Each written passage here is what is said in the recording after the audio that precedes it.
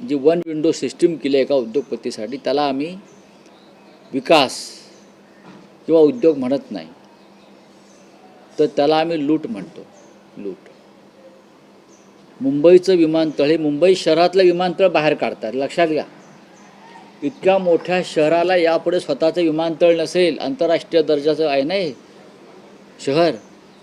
इतक्या मोठ्या मुंबई महाराष्ट्राच्या राजधानीला स्वतःचं विमानतळ यापुढे नसेल. महाराष्ट्राला त्या दृष्टीनं कमजोर करण्यासाठी, मुंबईचं कम्युनिकेशन दळणवळण तोडण्यासाठी हे विमानतळ नवी मुंबईला शिफ्ट करतात गरज नसताना. तुम्ही कल्पना करा, ही मुंबई राज्याची राजधानी, देशाची आर्थिक राजधानी आहे, आणि त्या मुंबईला यापुढे विमानतळ नाही. हे काल राज ठाकरेंनी परखडपणे दाखवलं. सर, फक्त अंबानीचीच नव्हे तर आपण बघतोय की मकरंद नार्वेकर जे आहेत त्यांची संपत्ती पण जी 2017ला ती आता त्यांची जी आहे ती 124 कोटी रुपयांची झाली आहे.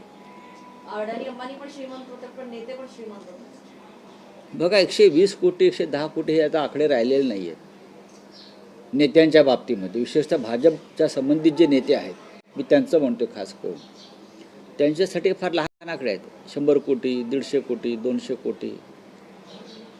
भारतीय जनता पक्षाच्या साधा नगरसेवकाची एवढी संपत्ती आता आहेच.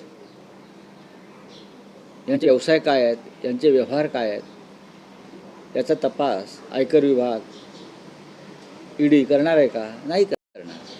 आमच्या 10-12 लाखाचा तपास केला फक्त. पण एका वर्षाभरात किंवा काही काळामध्ये भाजपच्या एका पुढाऱ्याची 124% संपत्ती का वाढते आहे. 124 कोटी का काय? 124 कोटी. हां, ते त्याच्यासाठी काही नाही आहे. काही लोकांचं फाईल क्लोज केली जाते, कर्ज बुडवणाऱ्यांची. झाल्यात ना फाईल्स बंद झाल्यात ना फ्रॉडच्या, भाजपच्याच लोकांच्या मुंबईतल्या. बोली. ठाकरेंना अडाणी चालत नाही, पण चंगेज मुलतानी आणि जोरान ममतानी चालतोय.